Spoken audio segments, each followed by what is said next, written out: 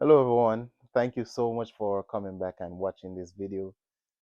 These videos, thank you so much for the support you've offered. Today we want to talk about France, Niger, and uranium. So the French prosecutors have filed a report, have filed a case against Niger for stealing, for the theft of uranium in Niger. Oh, ironic. France uranium in Niger uh, being taken away illegally according to these accusation or these alleged accusation. When it comes to something interesting, when it comes to these governments like in Europe and so forth, they talk about democracy and all that stuff in Africa. We see how Macron have welcomed the leader of Gabon. The guy didn't come to power through democracy, but this whole thing is about resources and economics. According to these people, Niger stole their uranium. The last time I checked, France has no uranium mine in France. So what they're saying is that the Nigerian resources belongs to them by saying this, that Niger uranium belongs to them. It does not belong to the people of Niger. And remember that it is said that France was getting the Nigerian uranium at 80 cents when the price was about $200. So we know that Niger have nationalized its uranium. It has nationalized its uranium mines. It has put it on the international market, and it is said that Niger has sold Russia, I think Russia, uranium. And this upsets France. I remember France came out a few weeks ago, said it is concerned by the sale of this uranium.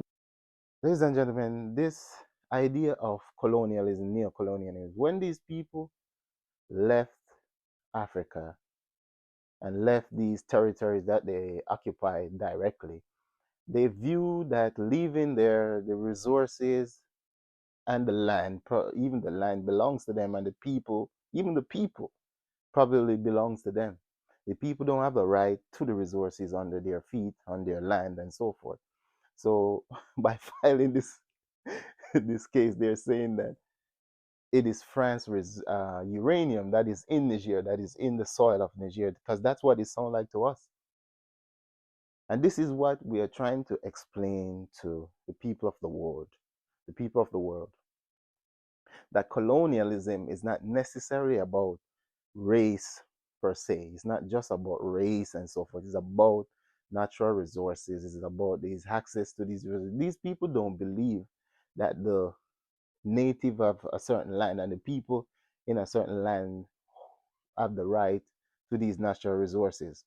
And which segue me to another case that I want to go over in this video. Botswana, the president of Botswana, and we know the government before actually was trying to seek a higher stake in their diamonds.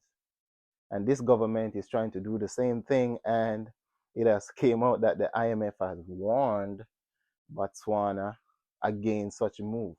We know it is said that the Bears, which is the company that controls the diamond, that have well controls and also have a huge share in the diamond in Botswana, about 70%, over 70%, and I think Botswana, the government, I don't know how much percent they own, but they want to increase their share, and the IMF have warned them against that move, which sounds like a threat to me.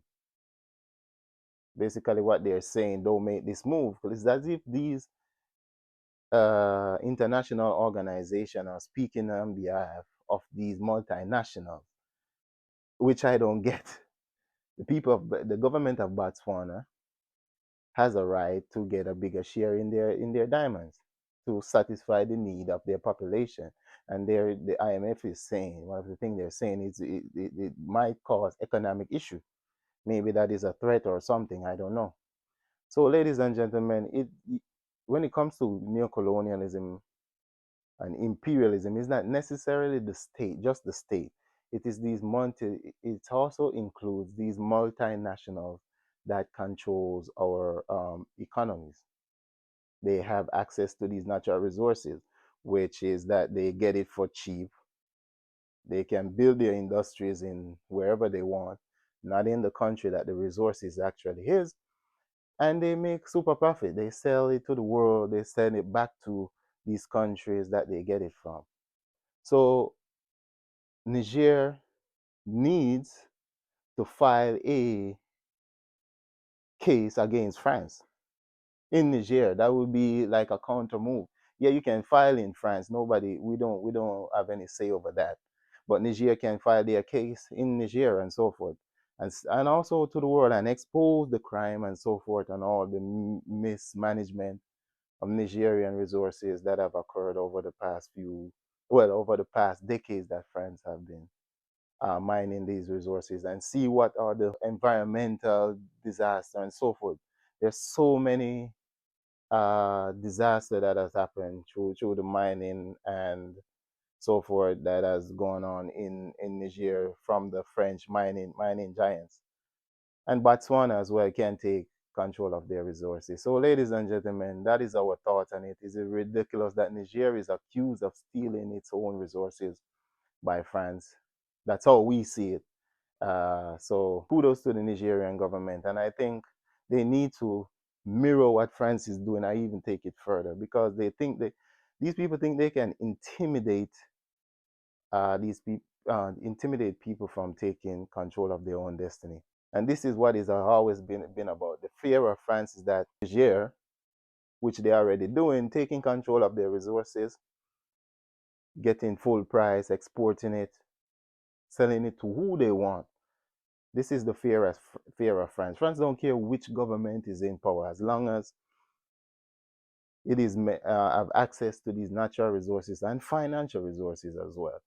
So, ladies and gentlemen, I just wanted to make this quick and to come up here and update and do a quick analysis of what this means.